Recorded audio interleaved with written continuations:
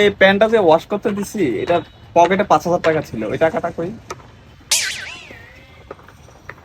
কি?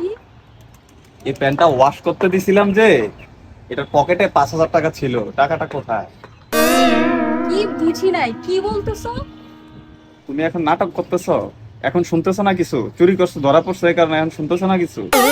আরে সত্যি বাবা, আমি কিচ্ছু শুনতে পারতেছি না। তোমার বিশ্বাস হচ্ছে না তো?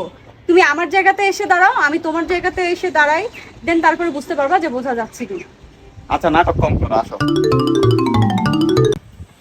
তোমার প্যান্ট কাচতে যে এক পকেটে 5,000 টাকা পাইছি, আর এক পকেটে তোমার ফোন পাইছি। ফোনটা খুলে দেখলাম যে তুমি সাদিয়ারে 100 কল দিছো। কি জন্য? যখন আমি বাসায় ছিলাম না তখন কি জন্য কল দিছিলাম? কি বলছো? আমি শুনতেছি না। তোমার এক পকেটে 5,000 টাকা ছিল, আর এক পকেটে মোবাইল ছিল। মোবাইল খুলে আমি দেখি সাদিয়ারে 100 বার কল দিছো। কেন কল দিছো? আমি তখন বাসায় ছিলাম না। কেন কল দিছো? আসলে আমি তোমার কথা বুঝতেছি না, হ্যাঁ।